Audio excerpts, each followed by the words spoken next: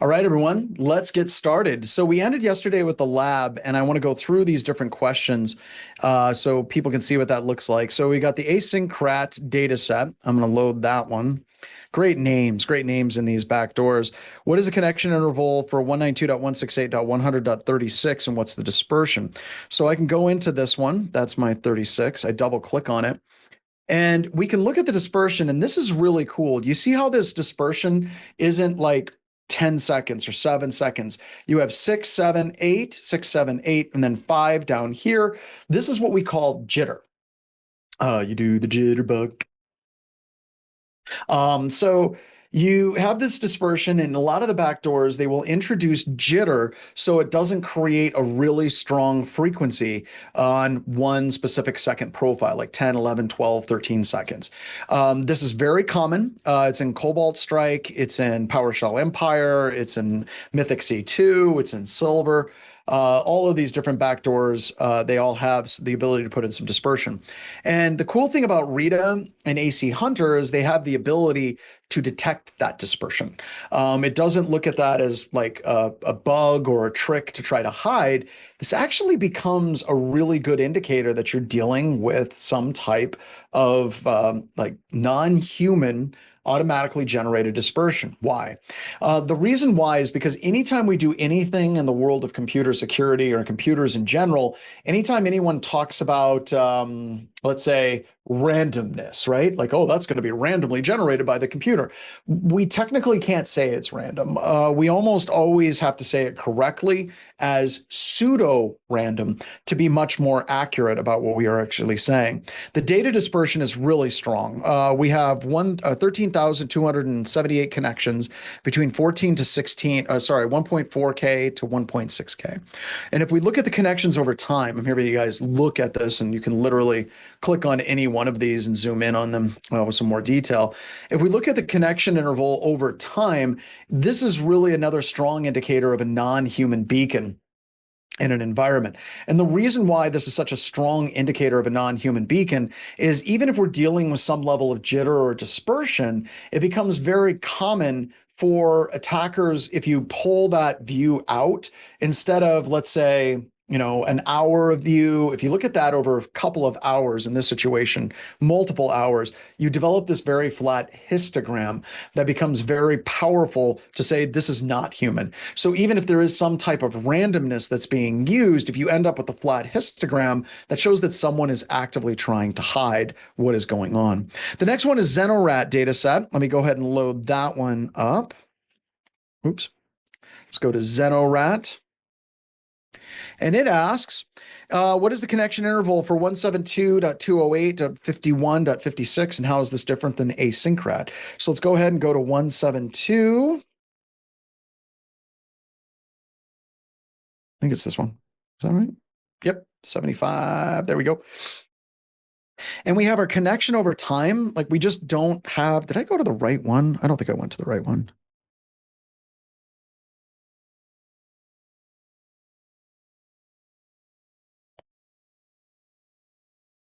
This doesn't look like the right data set. Is this what you guys saw? All right. Oh, right. No, I got it. I forgot my own lab. There is no connection interval. Why is there no connection interval? Because there's no beacons. It's one persistent connection. So we have one connection that is made that we're transferring all of the data back and forth. So this is an established connection that was running 48 hours. And there's literally like 3 connections, and one of the main connections is just this single session. So this shows you what it's like. Now, this particular backdoor, now that I remember what the hell I'm talking about, this particular backdoor broke Zeek. And the reason why it broke Zeek is because the way that a lot of tools look at connection intervals and try to find beacons is if it's outside of the bounds, they just kind of start ignoring it.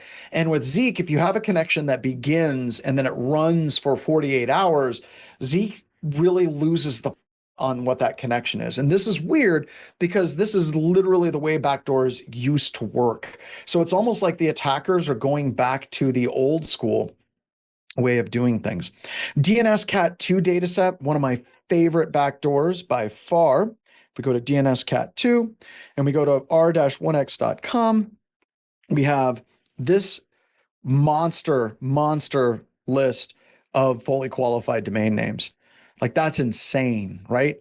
So we have 109,227. One system, only one system is making any of those different queries outbound. And if we're looking at the subdomains associated with this, you see these really long strings. Why does it do that? It does this because of the nature of DNS backdoors and DNS command and control. And what that DNS command and control requires is it requires a randomized, fully qualified domain name to establish the full circuit for the DNS lookup. Why is that important? Well, let's say that we were using www.r-1x.com over and over and over again. But the nature of DNS is such that your DNS server, as soon as it resolves the www.r-1x.com the first time, as soon as you've done that, it caches the answer. And no more requests will go to the DNS server at r-1x.com. So by coming up with randomized, fully qualified domain names with these strings, this allows that full connection to happen every single time. So that's pretty neat. For the what time data set, let's go to the what time data set. Let's go to that. What time? Go to this time server sync. So literally, this is just a name that is designed to blend in, right? And this we use a lot at Black Hills Information Security. Whenever we have backdoors that we acquire, we either try to acquire backdoors that have already been previously categorized as safe, like this one actually, and already like has been categorized by, like, say, Cisco, Fortinet, Palo Alto, whomever. And when we do that, we try to find names that are going to blend in, right? So this would be one of them. St. James Church was one that we were using. And the reason why we use St. James Church, it was at a church out of Brazil that went out of business. And we bought their domain, which sounds morbid, but it was up for sale. We bought it. And the reason why we use that was because a lot of organizations, especially in Europe, explicitly have a no view policy for anything religious. So if you're using a religious site, it becomes a great C2 channel, and we're just creating a backdoor with a name to a server that's going to blend in. Fire Static 2, we've got MIME data. Okay, this one's wild. So whenever you have data that's being transferred out of an environment, one of the things that is important to understand is that the data that's being transferred will have a MIME type associated with it. And when you have that MIME type and it doesn't match what it should be, it basically sees the raw data. Zeek understands that it should be something different than what it's purporting to be in the URI. So this is another way that we can detect these command and control traffic sessions leaving an environment. So we have 2,868 times the MIME URI, Universal Resource Indicator mismatch for that. So that's pretty cool. All righty. So or universal resource identifier. So we have some really super cool things that we see with this tool. And once again, there's a community edition available for this tool. We also have Rita. There's a whole nother Rita lab, which we're going to get you into here in a couple of seconds. In fact, let's do that now. All right. So what I would like you to do is everybody get logged into MetaCTF. Okay. And I'm going to give you a whole nother lab environment to play in. Now, we're going to have labs that we're not going to do, but you can do them if you want to. They're available to you. So I'm giving you the Rita code, and we'll keep sharing that. And you come into MetaCTF here, and you put in the code Rita dash and then the string of gibberish behind it, and then you hit submit. And this is going to unlock a VM for you that is dedicated to using Rita. And we have some additional labs, if you were so interested, where you can go to Rita 2. And we have other labs that you can do on how to import and do analysis using Rita, how to use Rita and look at data sets. And it's a free version of the instance of Rita that anyone can access. Rita is at the heart of AC Hunter. It is the true engine that drives AC Hunter that you all have access to. The other reason why I'm giving you access to this VM is because It's a happy little lab list. It's actually going to get a lot more interesting. The labs are, let me see if I can get Tim to shoot me the new lab list. I'll give you some more cool stuff. Does that sound good? Let me go, Tim.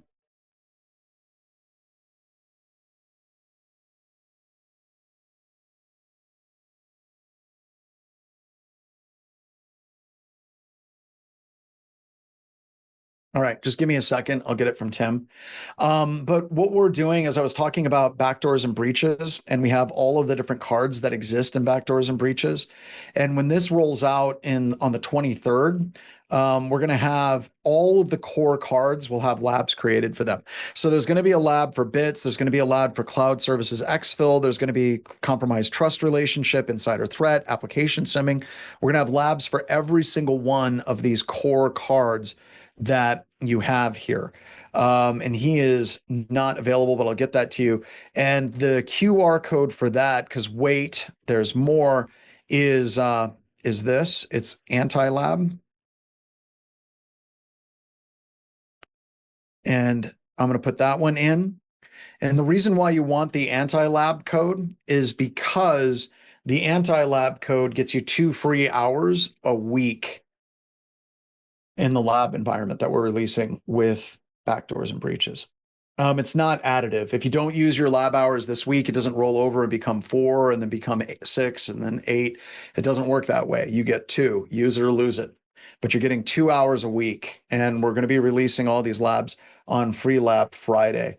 So he will get this to me a little bit. I'll get you the link where all the GitHub labs are for it, but it's pretty cool. Let me see if I can find it.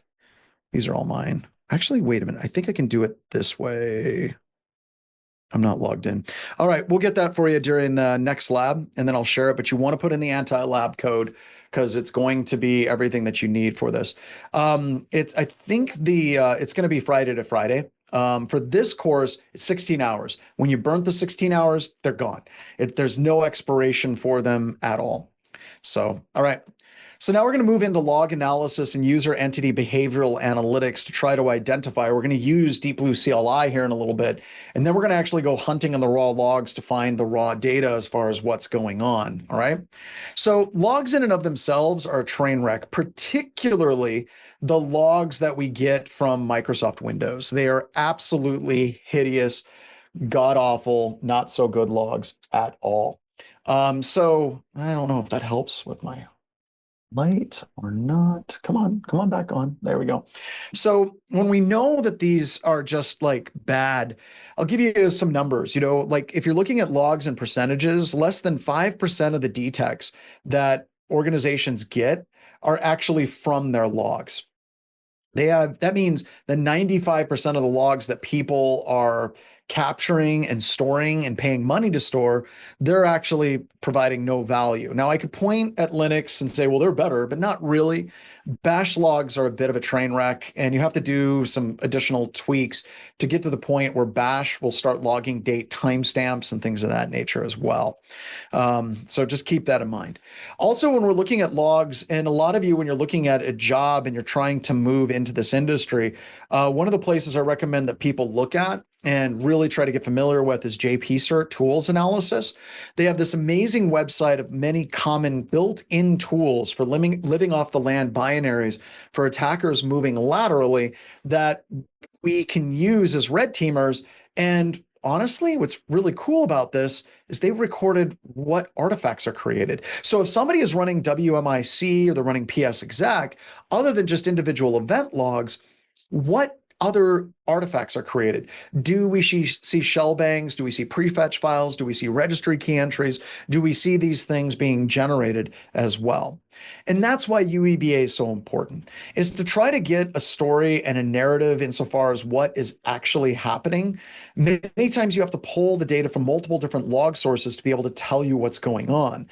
That is what we're seeing with a lot of stuff that we see today with like SOAR products and AI platforms is they are pulling logs from multiple different places, or when something triggers, they're fetching and pulling in additional data back into SOC analysts to be able to tell them what's going on. Once again, that's why this class is so critical, because if you're a SOC analyst and you're learning how to use your SOAR or whatever it is that you're using, you need to be able to understand what it's actually telling you. So if it's pulling things like network telemetry, that's great. That's network telemetry, but what does it mean? If it's pulling a whole bunch of additional logs or different like host-to-host communication from internal firewalls, what does that mean? So it's essential that you understand what the data is that it's actually giving to you, because you have to pull, correlate, and fuse logs from multiple different places. So here's an example. And we in the upper left-hand corner, we have the SVC white noise account. And that particular account is migrating to all of these other diamonds, like diamonds in the sky, right? So shine bright like a diamond. So we have all of these little diamonds that are doing these things, and we're moving laterally to all of these different systems. And if you look, there's multiple different event logs that are the ID numbers that tell that story. There's no one event ID that tells you the entire narrative. As I say, there is no such thing as an event ID 666, where it's like, oh my God, we've got Satan in our network. It's just, it doesn't work that way. So we need to understand that it's more than just an individual log to tell us what's going on. And then this is kind of a problem, especially whenever I talk to other teams. I tell people there's really no such thing as a false positive. Okay, there's no such thing as a false positive. If you're looking at a false positive, the problem I have with the concept of a false positive is so many organizations look at false positives as an excuse to not do anything. All they have to do is be like, well, that's a false positive. Let's delete that specific alert, and then we don't have to worry about it anymore. No, it's a detection tuning opportunity. And that's how we should be looking at these things, as detection tuning opportunities, not as false positives. Because if we look at it as a false positive, we can blame the alert. If we look at it as a detection tuning opportunity, it means that this is a level of work that we need to do to be able to get that alert to be running properly in our environment. So like in our environment, whenever we generate detects and we generate alerts inside of, well, it's our own portal, but Lima Charlie is under the hood. There's a lot of work that goes into taking a detect, testing and validating that detect, and getting that detect working properly in our security operations center when we're working with things. All right. So when we're looking at it as an example, right, just as a quick example, we could have a situation like, let's say we've got a service account. A service account is logging into multiple different systems at the exact same time. That would absolutely be something that we want to investigate. If we're looking at help desk may be logging into multiple systems.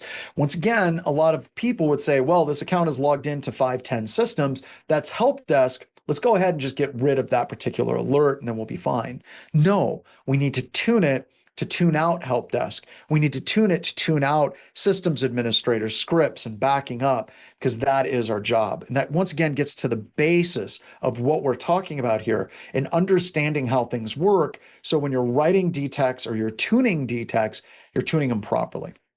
A couple of examples on how AI and UEBA works. One of them is stacking. Right? There's a number of algorithms that you use for machine learning that we're using in AI all the time. And one of those is a simple stacking algorithm. I'll give you an example. Let's say a user logs into a system. If they log into a system, we give them a +1. If they log out of a system, they get a -1. And we set a threshold. Let's say the average threshold is 6. Right? Now, if somebody exceeds that threshold, we generate an alert. Right? Now, if somebody sits down in the environment, they run a tool like Bloodhound in that environment, well, now all of a sudden we've got over 2,000 logins. That's a very powerful detect that this particular account is being used for a password spray style attack. Possibly. Once again, we need to investigate it further. So what you do with this and what AI does with this is it tries to identify clusters of behavior that denote normalcy, right? Tries to denote and understand what is normal in an environment. So it can use these types of algorithms. It's like stacking algorithm, k-means clustering, all of these different things. It can use these to identify what normal patterns of behavior are for user accounts and service accounts. So if anything is moving outside of the bounds of what is considered to be normal behavior, well, that becomes a detect. This kind of gets to the heart of one of the problems that exists in IT and IT security today. The reason why this is a problem is I see companies that are like scrappy new EDR or endpoint protection products, and they're like, well, we're going to come up and we're going to take on the big guys.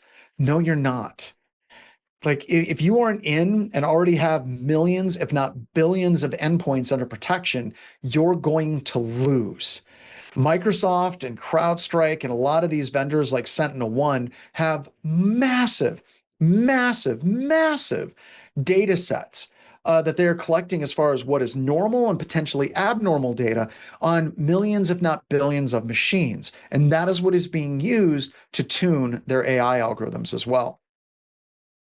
Okay. So log analysis. I can bring that tool. I think this is the one that you're talking about. Resonating. Is this the tool that you're looking for?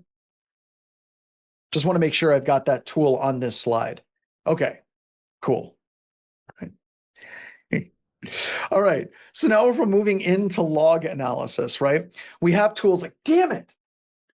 If we go back to logon tracer, if we go back to logon tracer, these are just the key event logs that logon tracer uses to be able to like show you that lateral movement. We have 4624 logon successful, 4625 logon failure. We have 4768 Kerberos authentication, 4769 Kerberos service ticket, 4776 NTLM, and 4672. These are the main ones that you would see. Now, this doesn't mean these are the only event IDs that you need to look at. It just means that these are some of the key ones. So let's say that something like this happens, and this is absolutely something that we're going to be doing in a lab here in a little bit. We have a high number of login failures across multiple accounts in a very short period of time. So we have 240 failed login attempts in this particular instance. We need to investigate. What are those failed login attempts? What are they coming from? Is it a malicious user? Is it a service? Is it an application that's broken? There's a lot of things that we need to do to investigate it. And if we dig deep, we can look at the event logs and we can see things like 4776, tons of credential validations, and we have all kinds of different users with failed logins. Samantha, Timmy, Roderick are all failing to log in. And that brings us to our labs. We're going to do two. And we're going to do them one at a time. So we're going to do enterprise log analysis first. So let's go ahead and let's go to, it's actually domain log review is the name. I'm going to put it up in Discord. There you go. So we're going to do domain log review where you're going to analyze the logs from a password spray, where you're going to look at exactly what we just had in the previous two slides, where we're going to run it through a tool, and the tool is going to give us some information. Now, I need you to know that the biggest mistake that people make in this lab is they load the wrong logs. Be very, very careful and make sure that you're loading DC2 seclog 326 domain password spray. There's a couple that say domain password spray. For DC1 and app logs, we want to be in the security logs for domain password spray for DC2. You're going to open up and you're going to see what that looks like. All right, this lab really only takes us about 15 minutes. The next lab, we're going to be running Hayabusa, where we're going to be looking at a whole bunch of sysmon logs for potential malicious attacks there as well. So let's go ahead and let's start the clock, and I'll be back in 15 minutes. All right, we are back. All right, everybody. So I just shared the link to the new labs and where they're all going to be. They're going to be in a number of places, but this will get you access to them fairly quickly. And you'll see that there's already a lot in here. I think we're at like 50 or so labs. And these all work with the anti-lab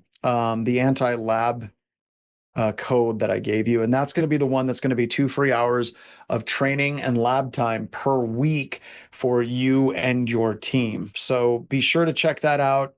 And we're going to have a webcast, like I said, coming up, I want to say the 23rd I think that's when we're coming up. We're going to have a webcast on the 23rd. We're going to be sharing all of that. It's the anti-lab, like anti-siphon lab, but anti-lab. That is the one that gets you access to the current set of labs, which is about 50, and then we have about 210 additional ones coming up. The other thing that we're going to be doing is making it so, once again, you have a badge system that is going to be correlated to backdoors and breaches cards, because if you're going to play this game, we want you to earn your card for attack. Like if you do anything with bits, you should have done a lab or a CTF that got you to it as well. So to access the anti-labs, you simply go to MetaCTF, you go to Cloud Labs, and you put in the access code anti-lab and hit submit, and it opens up a new set of labs for you. So you should be set with all of those. So we're giving you way more, giving you a lot of stuff to play with to do this and kind of get set up. All right, let's go ahead and let's get to this lab. So the first thing that we're going to do is we are going to CD into the Deep Blue CLI master directory. We'll go ahead and open up PowerShell. And there we go. And I'm going to migrate into that directory. Let me redo my copy and paste. Copy, paste it. There we go. And then we're going to run it against the domain password spray log. And we're going to try to detect a password spray. Now, once again, this is kind of using UEBA lightweight AI stuff, because it's not just looking at a specific event log, it's looking at multiple event logs to try to identify potential attack patterns in the environment as well. So somebody can answer. We got people that are asking, wait a minute, I missed that. Could you go over it again? Somebody can help people get set up with that. I would appreciate that. But no, basically it's all kinds of free labs and cool stuff, but we'll have people walk you through. All right. So now I know I've got a problem, right? And this is one of the problems of tools that detect problems. They don't give you enough information to determine what the problem actually is in many situations. So what we need to do now is we need to go into the event logs. And I'm just going to go into the intro lab files. We're going to go Deep Blue CLI, go into the enterprise logs, and I'm going to go to DC2 seclog domain password spray, and I'm going to open up those event logs here in just a couple of seconds. It's going to pop up, and it's weird. Okay, it's not weird. It's annoying more than anything else, but it's annoying because when Event Viewer actually opens, it doesn't open directly to the event logs that I told it to open. It took me to the Windows log. It's strange. So now I have to go down here to save logs, and I have to select DC2 sec logs. I'm going to sort on the event ID twice to throw 4774 at the bottom, 4776. And now I've got all my credential validations, right? So these are different event logs that tell a different side of the story. Some of my students notice that the event logs IDs that we're getting here, did I close those? I don't think I did. The event logs that we're getting here. Uh-oh. Are you guys with me? Can you guys hear me? Sound off on. Yeah, we can hear you. Okay. Guacamole got a little unstable. There's been some weird internet issues happening in the world today. We've been seeing that, but you can see all these credential validations for like Timmy and all of the other accounts that show up there. And I can go into the labs and we can look at all of those down here. All right. So that is that system. Let me try to open up. Yours has been weird as well.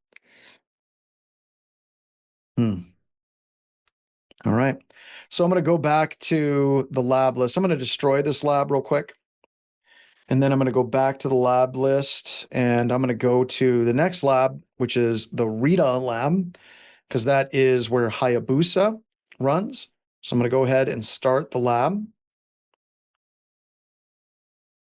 And it's starting up. And the Hayabusa lab is different, right? It's another way to look at a large number of event logs. And Hayabusa is like an intrusion detection system for event logs. So this is in the Ubuntu VM as well. All right, so you're going to become root. You're going to make a directory called logs. You're going to CD into that logs directory, and then you're going to pull down some example sysmon event logs, and then we're going to run Hayabusa against those event logs to do some detection analysis on those event logs as well. So it's currently starting up my VMs. We might have, I don't know, some instability, but you guys said that you had some instability as well. I'm going to answer a question while you guys are answering my question here, because that would be a lot of red flags, like your SOAR having a password spray. That no, I'm not going to do that again. You guys, Roswell, Man, you almost took that he bait. almost got it because he knows I read those things. He knows I read those things. All right, so I'm going to let Hayabusa start up, and I'm going to talk a little bit about EDR, and then I'm going to come back and see if the Hayabusa server or the Rita server starts up. So once again, we're doing a different lab. We went in and we put in the Rita code, which is in the resources, and we are going to be going into the new VM called the Rita V5 lab. And I'm just showing you this because I'm giving you access to more cool VMs and cool labs that you can do. All right, so the reason why having like two different ways of looking at the event logs is kind of important is because if we look at something with Deep Blue CLI, that becomes a really good tool as an analysis to do some quick and dirty checks. Another one is Hayabusa. And that's what we're going to get into here in a minute. There's lots of cool like CTF challenges that we're building in addition to the labs. I want to say for each one of the cards, there's 4 CTF challenges, and Hayabusa can solve a bunch of those different challenges out there as well. All right. My alarm went off for the BHIS webcast, but there isn't one today. I know it's sad when it happens. It makes me sad some days. I'm trying to be on more webcast, Jelly Beanster. I just, I don't know. It's just there's a lot to running a company. I'm trying to get some more people to help with HR and help with marketing so I can be on more of them. All right. So I've got my Rita VM has started up and I am ready to start the Hayabusa lab. I'm just going to connect via SSH and we'll see if we have guacamole issues going on. Nope, we're good.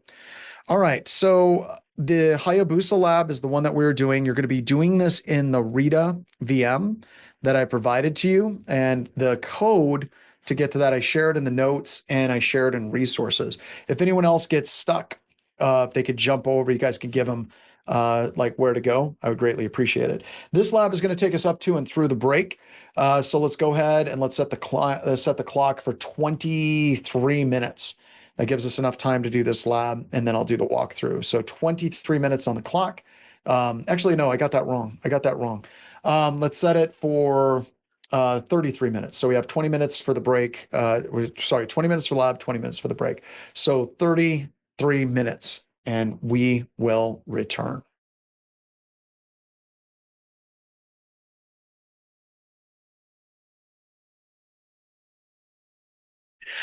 All right, let's go through this Hayabusa lab. So I already kind of ran Hayabusa. I did the first few commands of this lab. And the reason why I did that is because it takes a little while for the Docker container to pull down and get running properly. But once we get it down, it runs a lot better. So I went through and I ran it and we're pulling in metrics on this. We have the timestamps associated. We got a whole bunch of sysmon logs. We have about 565 sysmon logs to look at there as well. So we've got our metrics pulling for log metrics. So now let's go ahead and let's get some more data. This is actually a really cool Docker container created by a friend of mine, Jim Klossing. I've known him for years through the Sands Institute. He's one of the original GIAC certified security experts. So wicked smart dude and a lot of fun to hang out with. So we have these are kind of the metrics associated with it. We've got 90% are process creation. We have registry value. We've got image loaded, file creation. We got some network connections in here. Yeah, real live actual GSC. So now what we want to do is actually go through and get a timeline on this stuff. There we go. Wait for it. We can talk about that a little bit. But it has a number of different, it's going to start digging down into kind of some IDS rules. We got some deprecated rules that it's going to run. There it goes. All right. So now I can hit yes. We've got 1,110 rules that it's going to look at specifically for the Sysmon event rules. All right, so here we go. So we have some alerts, right? We have some critical alerts associated with sticky key backdoor usage would be one of the ones that we would want to investigate on that one. And sticky key HC. So what happens is you have this hotkey executable sticky keys. And what attackers do is they'll swap that sticky keys, hc.exe, their set hc.exe. They will swap that with cmd.exe or explorer.exe or any of these different things. So it'll be swapped and it'll allow you to log into a system as administrator, even if you're not logged in as a standard user. Actually, it logs you in a system. So imagine kind of the workspace. You have somebody that leaves their computer unlocked. You run a rubber ducky from Hack5 shops on that computer, and it replaces sethc.exe with cmd.exe. All right. Now, they come back, they do their work, they get ready to leave for the day, they hit Control-Alt-Delete, they lock their computer, or they log out. Now their computer is sitting at a log-on screen. So what you would do then is you would go up to the system, you would hit the Shift key 5 times, and then boom, it would fire cmd.exe. Then you just run explorer.exe, you got full system access to that computer system. So really cool little trick to try to get some level of persistence on that as well. So now let's run quick little regular expression to see what kind of commands we have running on it. There we go. Now we got a whole bunch of rules that have fired. You can see cmd.exe, a whole bunch of atomic red team rules were fired on this system as well. So, all right, so we got something that we want to investigate, but now we're finding out it's atomic red team. So more than likely what we're dealing with here is we're dealing with somebody that's doing some security testing on these event logs as well. So a really nice little tool for doing some quick and dirty investigations on event logs. And you can run it against individual systems, or you can run it against a directory with a whole bunch of event logs. So if you're working IR and you've got a system, let's say you got an environment that's 400 event logs, you can drop them all into one directory, and then you can start doing analysis on those. So I'm going to leave the Rita lab alone, and I'm going to go back to my SOC core skills lab, because that's going to be our next lab that we're going to do. All right. Because we're going to move into Velociraptor here in just a couple of seconds as we move through EDR. And then we're going to close out with some email analysis to look at spear phishing attacks. So what is EDR? EDR stands for endpoint detection and response. And this can mean a lot of things to people. Sometimes it's just a black box flight recorder.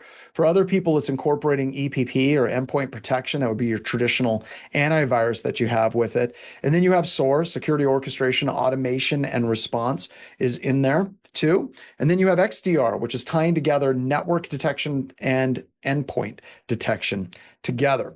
Point is, there's a bunch of definitions for this. And when you're working with a vendor and they say that they're an EDR product, you need to have them clearly identify what type of product they're working with is. Killmind Hacker said, would we do any WASA labs? We don't have any WASA labs in this class because WASA is a pretty heavy install with the full Elastic stack associated. Oh, God.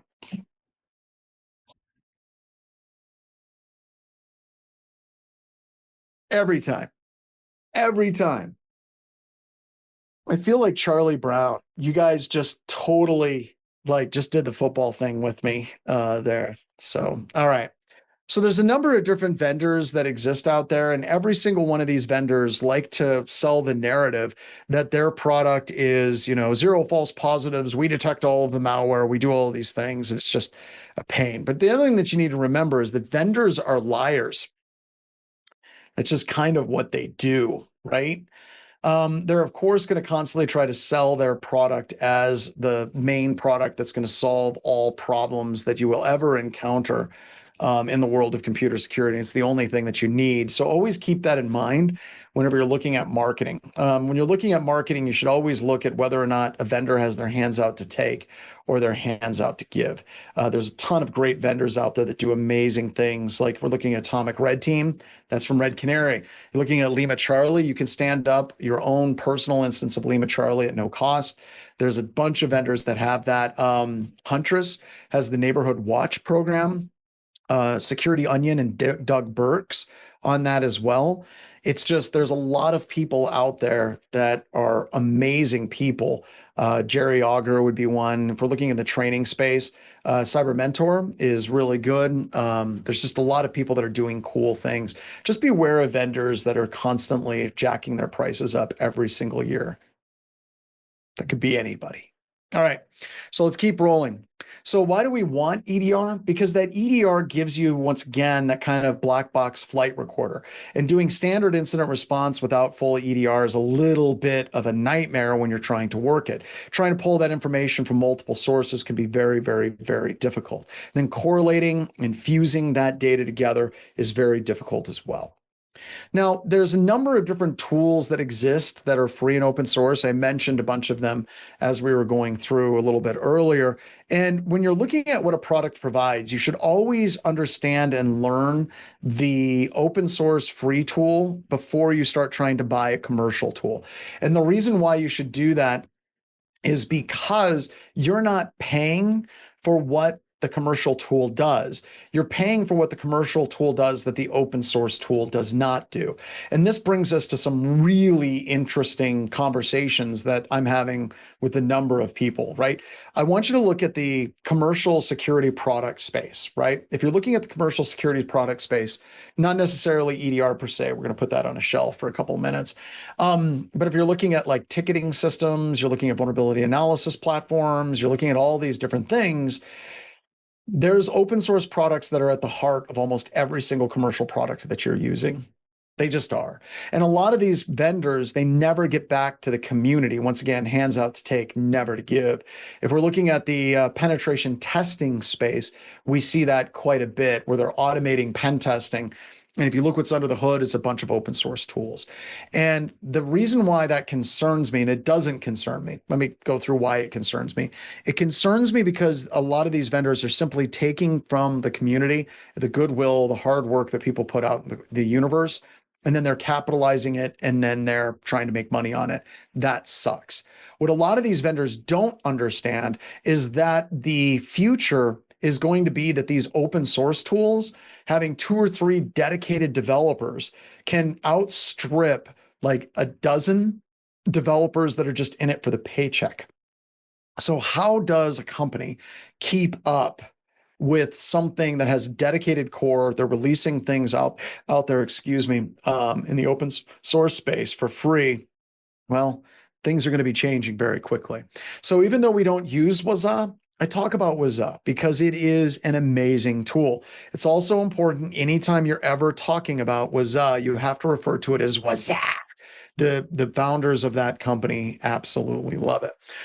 You got that full stack. You got super easy to install. It's on an Elk stack because everything's on that as well.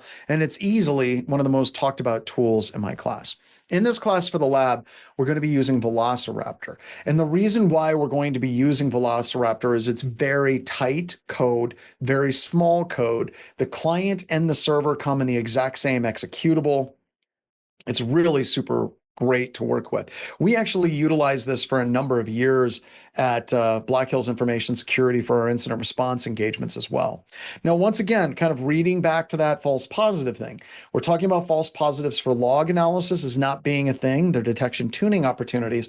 We're also looking at false positives for the EDR space. Those aren't false positives either. They're detection tuning opportunities as well.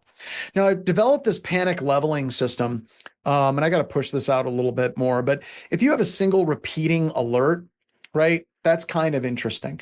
Usually that means that you have a detection tuning opportunity. It's let's say it's a regular heartbeat alert that's showing up again and again and again and again. Well, okay, that just means that we've got to tune it, right? We've got to do some type of tuning. Now, if I'm getting multiple different alerts from a workstation, at that particular point, now I'm starting to get a little bit interested in what's happening on this system. But if all of a sudden I now have multiple different alerts and networking alerts at the exact same time, now I'm panicking. And if it's on multiple systems, it's time to, what do they say? Katie, bar the door. It's time to shut down internet connectivity because you're about to get hit by some ransomware badness, more than likely. And all this goes to an overall concept of architecture where when you're looking at protecting an asset, let's say like an endpoint, we have to correlate multiple different things. We have AV, EDR, network security monitoring, SIM, UEBA, and that all correlates on the endpoint. Multiple things checking the exact same asset through multiple different views. This is what defense in depth is. Defense in depth is not the amount of money that you spend. Defense in depth isn't just running EDR on every single workstation. Defense in depth is correlating multiple different fields of view onto an asset.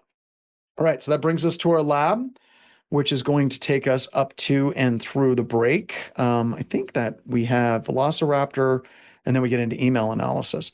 Yeah, so let's go into Velociraptor. One of these days, I am going to put these things in alphabetical order, or I'm just going to put them with a card. That's probably what we're going to do. So you're going to go ahead and you're going to CD into the intro labs directory, right? You're going to go ahead and you're going to run Velociraptor and you're going to generate a configuration for Velociraptor. We're going to do Windows. We're going to deploy it on a Windows system. These are a lot of the defaults that you have. Go through them and kind of like walk through them. Doesn't take that long. Now, you're going to then create a GUI user. Do me a favor, whenever it asks to create a password, give it a password. Don't just make it blank. That tends to make things a lot more difficult, and I see students do that a lot. They're like, what's the easiest password I could use? Blank. And a lot of systems, applications, and services, they don't handle blank passwords really well. So set it up for something. 1, 2, 3, 4, 5 is fine for this, but don't ever use that in your real life. Okay. Then we're going to run the MSI to load the proper files to the directories. Then we're going to start the server. And then we're going to serve to the website. You're going to get a connection isn't private error, and that's fine. You're going to continue to that. Then you're going to log in with the user ID and the password that you have established. Then you're going to open up another command prompt. You may have to do cmd.exe, but you have to get a second command prompt. You're going to CD into Intro Labs. You're going to run the MSI, and then you're going to start the client to connect into the server. This may take a couple of seconds. Go back to your web browser, and then you'll select the home icon. And then you should see some connections. And then you're going to click the little down arrow in the search, show all, and you're going to see your Windows server is connected in. Then you're going to run a shell on that system. You're going to run cmd.exe, and you're going to run netstat naob in the command procs. It takes a second to run. Then you're going to run the little I to show the results, and you're going to see the results. Now, you can run that as individual commands on individual things, which I think is awesome. However, what you can also do is you can run a hunt across multiple systems. So for that, you click the little like target reticle. Then you're going to do create hunt with the plus. You're going to name it. You're going to choose the generic system PS tree. And then you're going to go to review, launch, and then play. Takes a few moments for it to run. And then you might have to refresh your browser, but you'll see that you have totaled, scheduled, and finished. You can download the CSV results, and then you can open up those results and you can look at them in WordPad. All right. Now, usually we don't look at our results in WordPad. We'll usually load it to a database in Amazon and do the analysis there. All right. So that's the lab. As I said, this lab is going to take us up to and through the break, and Daryl has already set the timer. So I will see you guys on the other side. And then we literally go right into almost another lab right away. So I'll see you all in a bit. Right. Let's do this. All right. So I'm going to jump in, going to connect via RDP. I don't need that one anymore. I need this one. All right. There we go. All right, so the first thing that we're going to do is we're going to CD into the intro labs with a command prompt. Sure, we'll keep that open that way.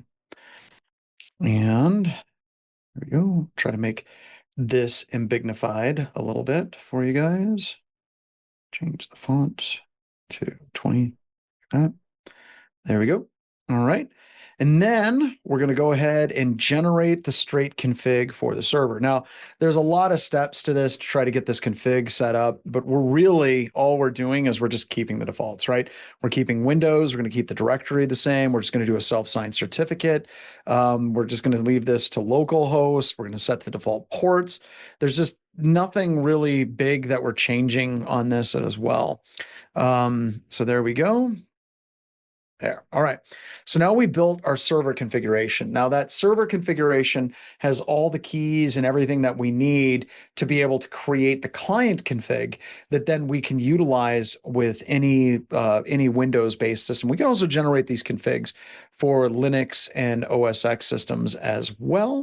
Let me scroll down. There's a lot. Now we're going to create the user with the role administrator. And oh, wait, there we go. Wasn't done. All right, so now we're going to create the role of an administrator account. Although I seriously think I just screwed up. Let me kill this really quick. Let's just do that and start over again. I did mess it up. All right, let's start over. All right, so we're going to generate this stuff all over again. I'll get my font back up. There we go. And we'll just go back to the top. There was something that paused for a second, and I typed in the next command in the middle of it pausing, and it took it as a directory parameter, which probably would have generated all kinds of different issues. All right, so here we go. We're generating the config. This time I'm going to try to be a little bit more patient with it.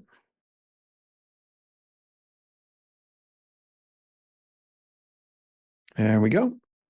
Now it's generating it. That's where I screwed up. So we're going to keep the default for the logs. We're not going to add any experimental. We're generating the config for the server and the client. Whew, there we go. I just needed to take a breath and be patient. Patience is not one of my strong suits at all. I've been working on that for a while. Now we're going to create the administrator user, and I'm going to name my administrator user. I'm just going to put a password of like password, maybe. There we go. All right, so now we've got that user that we have created. Now we're going to run the MSI package, and this is going to create the registry keys, and it's going to put the proper executables in all the different locations of where that needs to go. Now we're going to start the server, and we're going to leave this window running. So the server is up and running. Everything looks good in the green, and now we are going to connect to the server on port 8889 on localhost. Go ahead and put that in. Let's go paste. There we go. Go like that. Get a connection warning about the self-signed certificate. Root. There we go. Now we're logged in, and now we can see the interface. Awesome. Now at this point, we have to open another command prompt. So I'm going to open up another command prompt. I'm going to run it as administrator like that. There we go. And then we are going to go back into the intro logs directory or intro labs directory. And we are going to generate the appropriate MSIs on that as well. There we go. And then we're going to generate or run the client with the client config that we just created. And I want to keep that verbose. So these two things are talking to each other. You can see the server is doing stuff back here, and the client is making the connection in. So we're doing good. All right, so now we've tied these two things together. And honestly, it's literally this easy to just deploy Velociraptor, and you can do it just super simple. You create the Velociraptor client executable with the client config. You put it on a shared directory in the domain, and then you run a group policy that executes it with the config across the entire environment, and you're off to the races and ready to go. So I'm going to go ahead and connect into it, and I'm going to go ahead and I'm going to show all of the clients, and you can see that we have this one. On the left-hand side, you can see we've got this client ID. Velociraptor generates a unique identifier for every single system that connects in. The other thing that they do is allows you to do a full search and capability based on host name. You don't really see a lot of these tools that work just on IP address. A lot of times there's going to be a client ID. Oh, not today, Satan. There's going to be a client ID that is very unique, and then also a host name that is there as well. So if I select this particular host name, it allows me to like connect into it. Now at this point, what I want to do is I want to run a shell command on that system. This gives me remote access to that computer, and I'm going to go ahead and run a command. I'm going to do netstat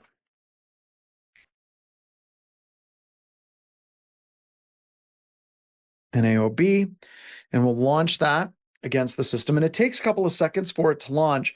But if I click the little I now can execute those commands. And this goes through a really cool thing, like all those Windows commands that we did with the Windows Live forensics. It gives us the capability to do those Windows Live forensics remotely from a centralized dashboard.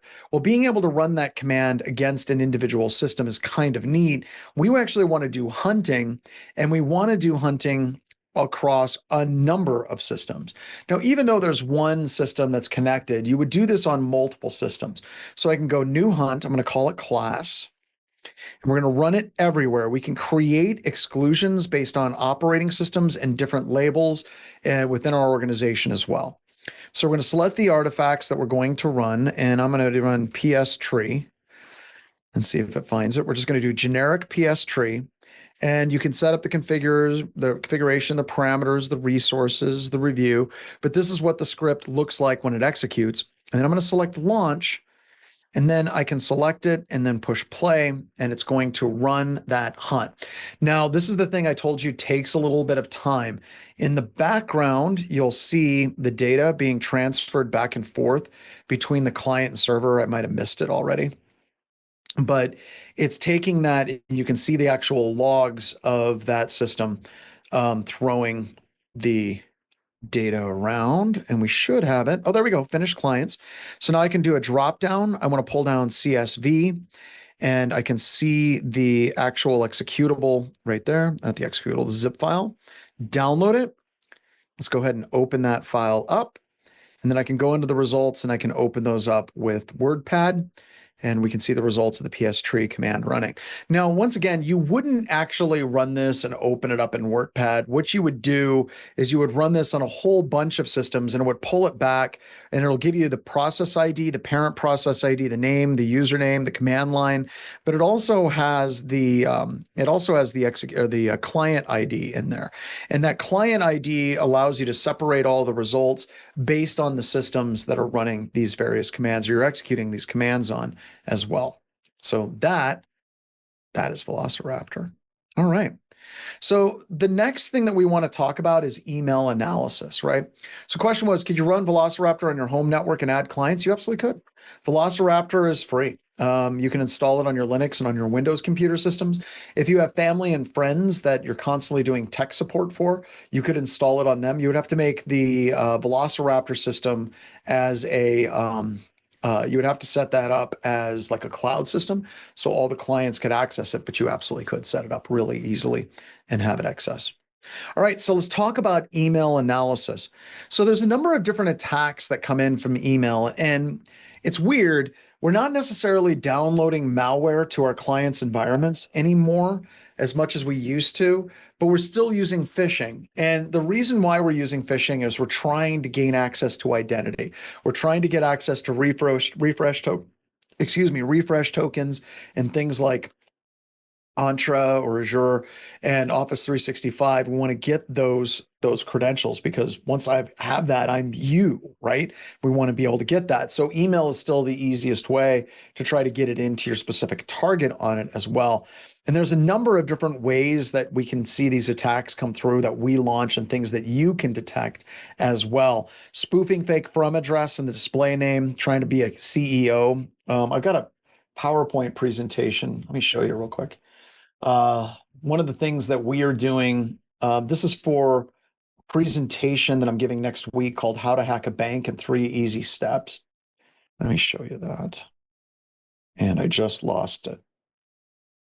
Here it is.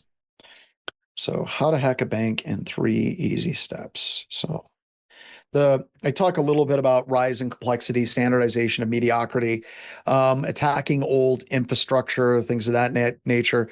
But this is the one that we're doing a lot more of at BHIS that I thought would be interesting to everybody, is where we are generating live video image spoofing of like people like CEOs and organizations.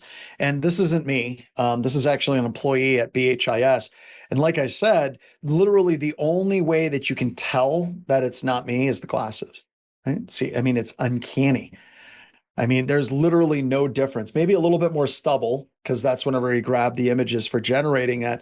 But if you look at us, we're twins, right? Like there's no discernible difference between us whatsoever. It's the only way to tell is the glasses on that. As that's it, right? Yeah.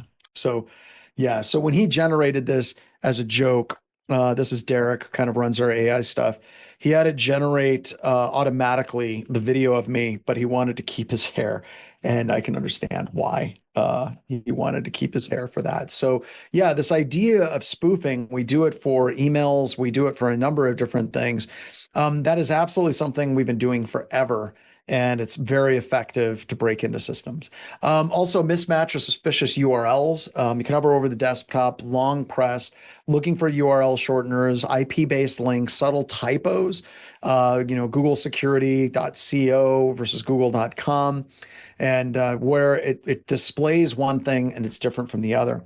Unusual attachments.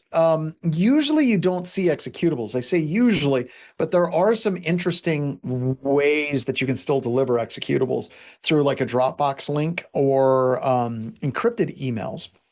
A lot of organizations for security are using encrypted communications, and encryption's good. Encryption's wonderful. Problem is, encryption reduces visibility from corporate security. So we have found ways in the past where we can deliver executables, JavaScript, VBS, HTA, SCR files, ISO image files, docm. You still have to deal with mark of the web, which is some interesting ways to get around in that as well. But yeah, we're just continuing to see creative ways to deliver these things. It may not be in the email itself, but it may be someplace else that we're trying to convince the user to download it on as well. Now, business email compromise in its sole definition is a social engineering scam where the attackers impersonate executives or partners that are basically trying to force people to do wire transfers and familiarities and things like that. Now, my question that I like to ask, and this is what I'm going to ask at the AI and Finance conference next week, is why does this work? Anyone want to take a crack at that? Why is it that an email that comes from an executive demanding somebody immediately do something on their behalf works? Why does it work? I don't know if it's necessarily trust. It's because of fear. Tech01, could you elaborate on that? Why is it fear? Because I'm scary. Thanks, Megan. Megan's one of the few people I think is not afraid of me at this company. And I don't know why people are afraid of me. I think I'm nice. I don't know. It's power, right? It's power. And the reason why it works is because it's not abnormal, like for somebody in a position of power in a company to force people below them to do what they want and do it right now. And one of the things that makes me sleep good at night is my systems team clearly is not afraid of me as much as some people are. I was in Poland, and I think I was recording some classes, and I own a pen testing company, so I was slinging some malware around, as pen testing company people do, slinging some malware around, and it triggered all kinds of things in Office 365 and the security alerts all over the board. And they tried to get a hold of me, and I was teaching like I am now. My phone was on silent. I didn't respond very quickly. So they literally locked everything out of my account. They isolated my account, and they killed all of my refresh tokens and made sure that nothing was logged in. They did the right thing. It took me hours to get set back up, but they did the right thing, right? And we should never have a culture where people are like, oh, yeah, you shouldn't do that. That's John's computer. And I don't know. I don't know if that's something that we should do, right? There's got to be this culture of politely and respectfully pushing back and asking for validation. And I talked about this on day one. What are one of the ways that you can detect if somebody's using AI face modifications or they're cloning someone's face? I don't know if you saw this video out a little while ago. I think it was last week. There was somebody that detected a scamming attack where they had a face that was overlaid on top of an attacker's face. Yeah, hand in front of the face. Move your hand in front of your face and see if it skips. Now that may work, right? That may work for now, but the problem that I have is AI is constantly getting better. So we're constantly seeing this improvement in how different attacks work, just constantly going through that. Spear phishing and whaling, highly targeted individuals or departments. Whaling is choosing one person and going after that high value target, a C-suite, finance heads, things like that. Kind of similar to a business email compromise. And it's really great if we can get access to that environment and we can take advantage of it. Automated attachment-based malware delivery, PDF, Word, Excel, compressed archives. We see custom payloads that are dropping, sandbox detonation and attachments. We have a number of different things that'll detect if it's in a sandbox, and it'll execute differently between one environment or another based on the sandbox and things like that too. Unusual attachments and file types, executables. I think I went backwards. I think I did. All right. Secure email gateways, basically looking at it, we use Sublime, and you're going to get to meet Sublime here in a second because they have a really good free utility that you can use to do analysis on Sublime as well. So you can look at a number of different attributes, and Sublime does what we're going to do in this lab, does it automatically across all of our customers' environments that pay for it in BHIS, but they're doing reputation, they're doing sandboxing, they're looking at the URLs, they're looking at the content to see if it's like a kind of sketchy type content coming through. Now, there's a couple of email authentication protocols you should be aware of, SPF, DKIM, and DMARC. And I kind of have a quick little breakdown of those: authorized sending IP address, integrity, enforced policy and reporting, and what they do. And then I also have them as far as the protocol flow, like where one feeds into the other. Excuse me, so you can see where these things fit into the lighter screen. All right, so that brings us to our last lab of the day. We are going to do email analysis. So let's drop back down. And this is a little bit of a challenge. I'm going to ask some questions for you and you will answer them. So we're going to go to the email analysis lab. So we've got some additional things you can look at. We also have a tool, Sublime Analyzer. It says Python script. We actually don't have that Python script. That's a different class. I got to remove that. But you can use Sublime Analyzer, where you can take the .email file and you can upload that email file and have Sublime Analyzer answer it, help answer a lot of the questions. So you can look at this file, and here's some questions. Is the sender's domain legitimate? Does the display name match the domain? What does SPF, DKIM, and DMARC say? Is this a spoofing attempt? And then looking at the link and doing some analysis on this link to see if it's evil as well. So this is going to take us, again, up to and through the break because it's kind of a challenge. And I want you all to share your answers I want you all to share your answers in the chat with each other. Okay. So we're not going to do a walkthrough. You're all going to share with each other what your solutions are, so everyone can see how everyone else solved it. My favorite song from Sublime. What was the date of the Rodney King riots? They have a song that's like that. I love that song. Where they burn it down, gonna burn it down. I got a little bit of a chaos anarchy streak on that. There we go. April 22nd, 1992. And that's probably one of my favorite songs for them as well. So, all right. So with that, let's get rolling. We've got 30 minutes for the challenge. Put your answers in side of Discord, share your solutions, and then we have a 10-minute break. We're going to come back. And Megan, are we ready to do some closing ceremonies? I think she'd say yes. I think she would. Yes, I couldn't Yeah, find my freaking mute button. Sorry. All right, let's get to it later. We'll see you in just a little bit, everybody.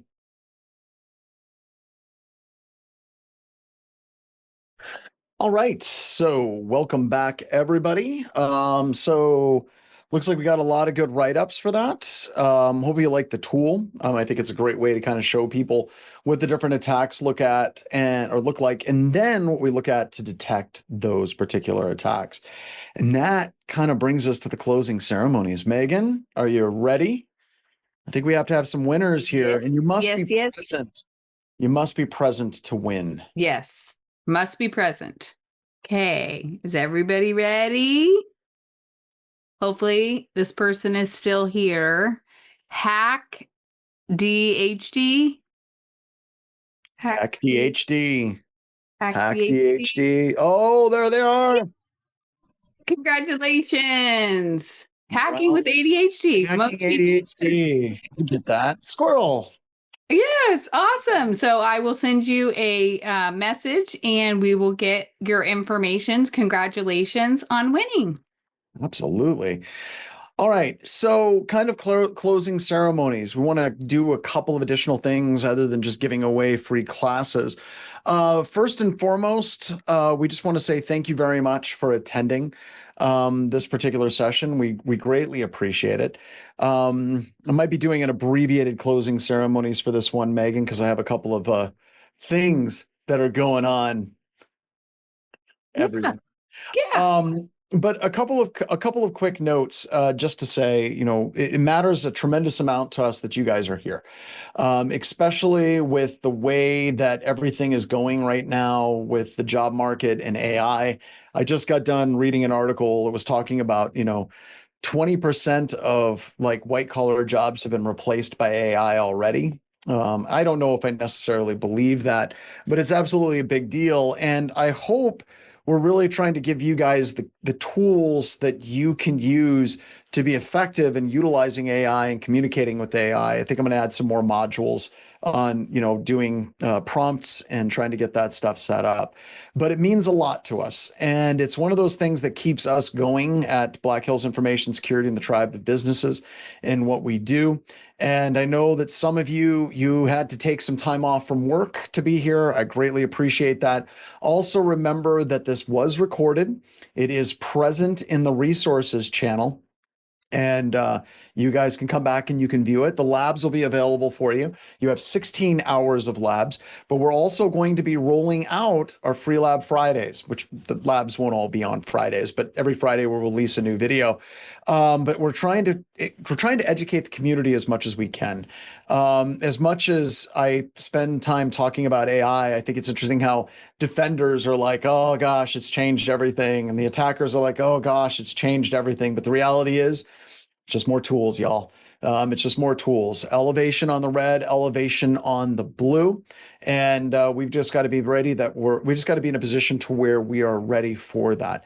So, like I said, this is kind of an abbreviated closing ceremonies, but I do want to say thank you so much for attending, and I can't wait to see you in another class in the near future. Take care, everybody.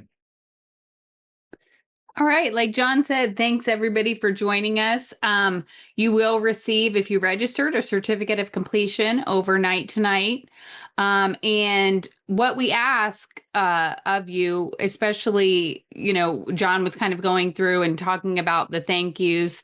Thanks to the people that paid, but thanks to the people that didn't pay. Everybody is welcome in our community. We want you to take the certificates and share them out. Let people know about the community. It's how we keep these classes going. And we certainly appreciate everybody joining us. And hopefully we'll see you in the next one. And with that, congratulations again to Hacking with ADHD. I will be reaching out to you. And but with that, I guess it's the end of the last day. So hopefully we'll see you again soon. Join us for our webcasts and different things that we offer. But again, once you get your certificates of completion overnight, please share them. Tell friends, tell family, tell neighbors, tell anybody that'll listen. We want everybody to feel like they're a part of our community. So with that, I'll be quiet and I will say, Daryl, last time, go ahead and kill it with fire. Thanks so much, everybody. We really appreciate you coming.